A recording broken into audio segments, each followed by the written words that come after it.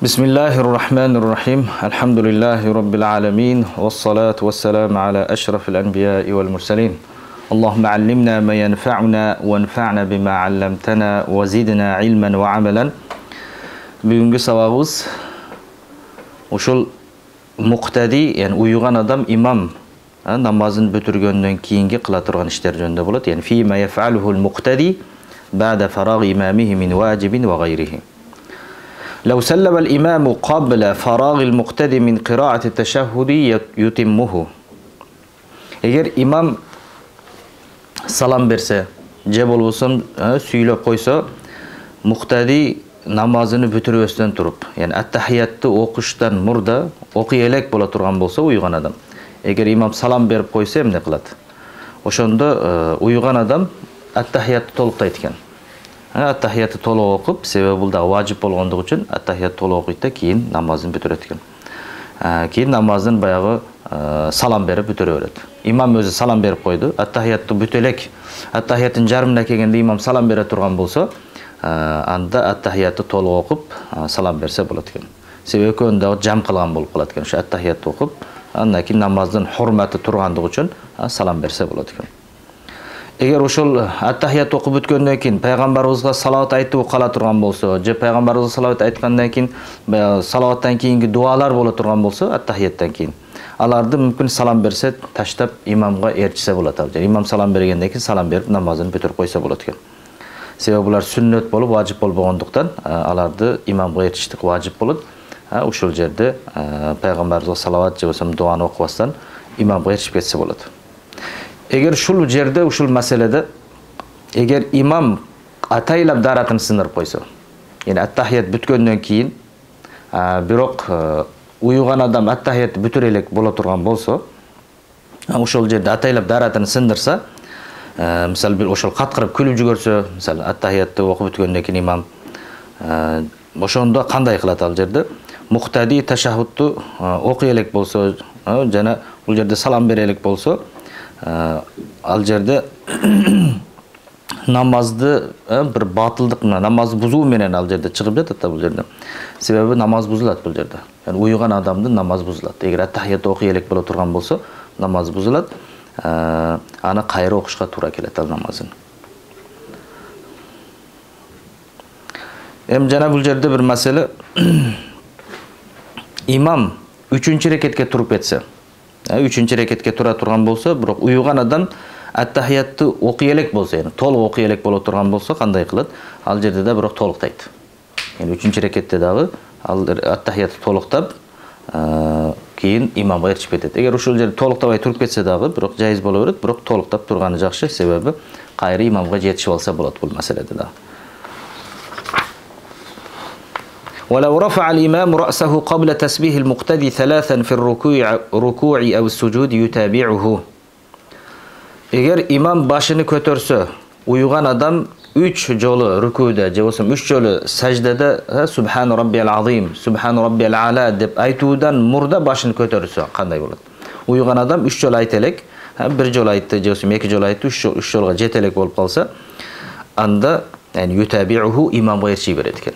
Yani imamga erişip namazını toluktay berет. Bir jol aytkan bolsa da turup başını kötörө berет, 2 jol aytkan bolsa başını kötörө berет. Bul 3 jol aytууга zaril emas, imamga erişүү bul jerde wajib bolat. Endi biroq koldan kelse uşul jerde 3 jol aytууga hareket kılış gerek. Sebebi uşul 3 jolu aytpasa bolboyt degen ahli ilimler da bolgondugu üçün uşul jerde 3 jol aytkan jakşı bolat. ولو زاد الإمام سجدة أو قام بعد القعود الأخير ساهيا لا يتبعه المؤتم.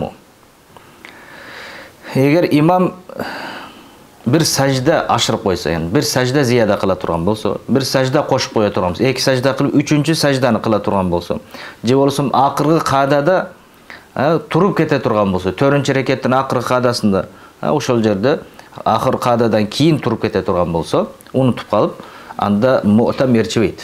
Yani uyugan adam ana artadan turup ketpeydi bu жерден.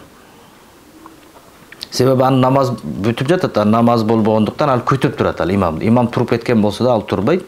Ошол жерде kütüp turat. Belki imam kayra otura turgan bolsa, adашып kalgandыгын bilip kayra otura turgan bolsa, imam менен салам берип намазын бүтүрөт. Yani eğer turup ketken bolsa, kayra oturgandan keyin imam menен koşa salam berет. Eğer imam turbadı, yani oturbadı, kayra namaz ulanıp keteberdi. Artıdagı jamaat emне kılat? Bul 5-nji reketke turup ketdi dal. 5-nji reketke turup ошондой болса, имам сажда кылганга чейин күтөт экен. Имам сажда кылганга чейин күтүп турат. Мүмкүн кайтып калар деп. Кыямга турду, рукуга болду, кийин сажда кылганга чейин күтүрөт. Эгер сажда кылганга чейин отурбады дагы, ал сажда кылып койсо, аркасында уюган адам муктади, яни саллама вахдаху дейт. Ал өзү жалгыз салам берип бүтүрө берет экен намазын. Өзү жалгыз намазын бүтүрөт. Аны ал имамды күтүп отурбайт экен бул жерде. Себеби ал намаздан башка бир намазга өтүп кетти ал. Намаздан башка бир намазга өткөндүгү үчүн ал өзү жалгыз салам берип бүтүрөт экен. Wa in qama al-imam qabla al-qu'ud al-akhir sahiyan. Ушул эле маселе акыркы каадага отурбастан туруп кетти. Биринчи маселебизде акыркы каадага отурду, кийин туруп кетип калды. Эки рекетте ойлоп мисал. Бул маселебизде wa in qama al-imam qabla al-qu'ud al-akhir sahiyan intadharahu al-ma'mum. Бул ат-тахиятка отурбастан туруп кетти бул. Ат-тахиятка отурбастан, яни акыркы каадага отурбастан туруп кетсе, анда уйган адам күтөт экен. Ушул жерде тасбих айтат. Субханалла деп, Аллаху акбар деп, ал имамды эскертет. Имам мен адашып калыпмын деп кайра отуруштук үчүн ал жерде имамга эскертүү берет. Fa in sallama al-muqtadi qabla an yuqayyida imamuhu az-zaidata bi sajdatin fasada farduhu deyт. Ушул жерде уйган адам салам берип койсо, имам ушул ашыкча бир сажданы кылуудан мурда салам берип койсо, ал уйган адамдын намазы бузулат экен. Негиз бул жерде имамдын да намазы бузулат. Ушул жерде имамдын фарзы нафилге өтүп кетет да, имамдын намазы да бузулат, уйган адамдын дагы намазы бузулат өз негизи. Экөөсүн дагы.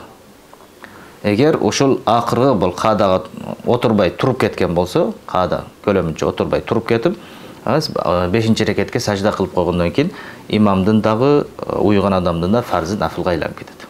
Wa kuriha salamul muqtadi ba'da tashahhud al-imam qabla salamihi.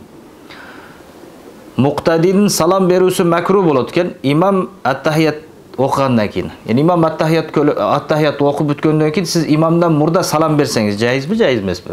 Десе, бул жерде жайыз болот, бирок макруh болот экен.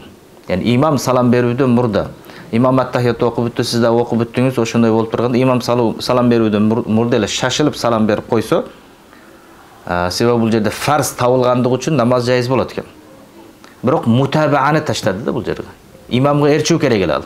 Имамдан кийин салам бериш керек эди. Бирок имамдан мурда салам берип койгондугу үчүн макруh болот, бирок намаз дұрыс болот бул жерде. Намаз дұрыс болот, ошондуктан бул кээ бир маселелер болот. Мисал, Багдадта күн чыгып жаткан болсо, ошол ат-тахияттан кийин болуп калган болсо, намаз бузулбагандай мисал. Ошол маселелерге окшош бул жерде дагы имамдын уйган адамдын намазы бузулбайт. Кээде ошол бир жума бир өтө адам көп болгон бир намаз окулган жерлер болуп калат. Ал кээде ушундай болуп калса макруh болгон нерсе да көтөрүп калышы мүмкүн экен. Азыргыдай бир эртерээк салам берип, чыгып кетип калса, себеби адамдар мени депсеп койбосун деп, адамдар мени басып кетпесин деген коркунучта, эгер салам имамдан мурда салам берип эле туруп жолду бошото турган болсо, анда жайыз болушу мүмкүн экен негизи. Негизги бул кийинки маселебиз في صفة الأذكار الواردة بعد صلاة الفرض وفضلها وغيره. Namazdan kiyingi zikirler. Farz namazdan kiyingi, жалпы эле өзү намаздан кийинги окулатылган, биздерде адат болуп калган, ошо намаздан кийин аятал курсуну окуйбуз, субханаллах, алхамдулилlah, Аллаху акбар дейбиз, андан кийин дуа кылабыз. Ошол зикирлер негизи ал ошол жөнүндө болот. Al-qiyam ila sunnati muttasilan bil farz masnunun. Өзү негизги фарзды окуп бүткөндөн кийин, фарзды окуп бүткөнүбүздөн кийин сүннөт намазга туруу бул да сүннөт экен. Биз азыр фарзды окуйбуз да сүннөттү окуйбуз. Фарзды окулгандан кийин сүннөт намазы боло турган болсо, сүннөт намазды окуштук. Бул да өзү пайгамбарыбыз саллаллаху алейхи вассаламдан келген сүннөт ал. Сүннөт намаз. Себеби пайгамбарыбыз саллаллаху алейхи вассалам ушул фарз менен сүннөт ортосунда аз-маз эле ушул сөздү айтып сүннөттү уланткан. Аллахумма анта салам ва минка салам ва илейка яуду салам табаракта я дал жалал вал икрам деп сүннетке тұрып кетілген. Азыр бізде қылынып жатқандай, ошол имамдық өтіп, ошол дуаны айтат дагы сүннетке тұрып кетилет. وعن شمس الأئمة الحلواني لا بأس بقراءة الأوراد بين الفريضة والسنة. Biroq ошол биздин Ханафи алымдарыбыздан имам Шамсил Айматил Халвани деген киши бирок ошол фарз менен сүннөттө ортосунда да ошол зикирлерди кылса зияны жок деп жатат. Зияны жок болот. Yani фарзды окугандан кийин сүннөттү окубастан мурда зикирлерди кылып, кийин сүннөттү окуй турган болсо да жайыз болот дейт. Бирок афзалы бул жерде ошол сүннөттү бүтүргөндөн кийин zikirlerde kılış gerek. ويستحب للإمام بعد سلامه أن يتحول إلى يساره لتطوع بعد الفرض. Jana imam salam bergenden keyin aga mustahab bolot ekan. Özünün sol jagına jılıp okuştuğu. Misal bu jerde mihrab bola turgan bolsa, mihrabga bu jerde imamçılık ötüp жаткан bolsa, imam ошондо намазы бүткөндөн кийин өзүнүн сол жагына жылып ошол жерде намаз окуш керек экен. Сүннөт намаздарды, нафил намаздарды өзүнүн сол жагына болгондо ошондо кыбланы оң жагы болот экен. Ошо михрабтын оң жагы болот. Сиздин ошол имамга өтүп жаткан адамдын сол жагы болуп экен. Сол жагына жылган жакшы экен. Ошол мустахаб болот экен. Эгер болбой калса, башка бир үзүрлөр болсо оң жагына да өтсө болот. Бирок ошол эле сол жагына өтүп, сол жагында нафил намаздарды окуган мустахаб болот экен негизи.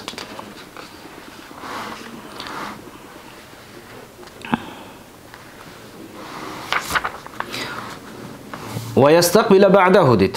Keyin mustahab болот, ошол азыркы нафил намаздарды окуп бүткөндөн кийин имам адамдарга карап отурат. Yani адамдарга бурулуп, жүзү менен адамдарга беттенип отурат. Yani ويستقبل بعده الناس адамдарга карап отурат экен негизи.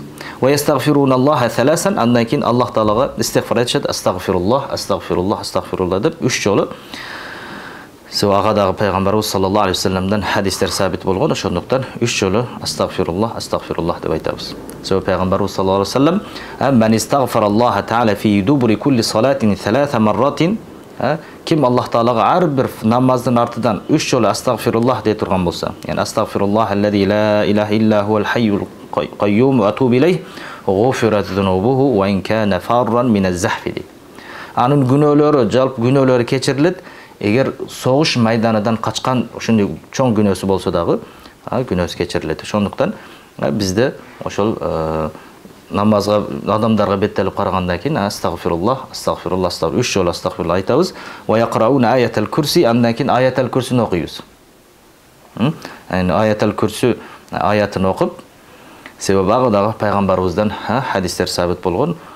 Ошол аятал курсини окуп, вал муаввизат, эгер болсо андай аятал курсиден кийин муаввизатты окусак да болот экен. Yani muavvizatты окусак, ошол Кул азу раббил фалак, Кул азу раббин нас, ошол сүрөлөрдү, Кул Аллах сүрөлөрүн окусак да жакшы болот экен, мустахаб болот экен. Ва юсаббихуналлаха 33. Жана 33 жолу субханаллах деп айтат экенбиз. 33 жолу субханаллах деп айтабыз. Ва яхмадунаху казалика.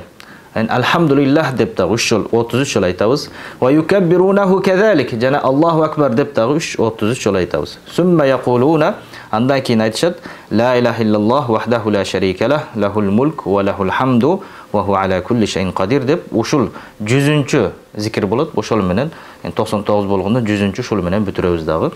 Кийин дуа кылынабыз намаздын аягында. Сумма ядуна ли анфусихим ва лил муслимин, андан кийин дуа кылышат экен.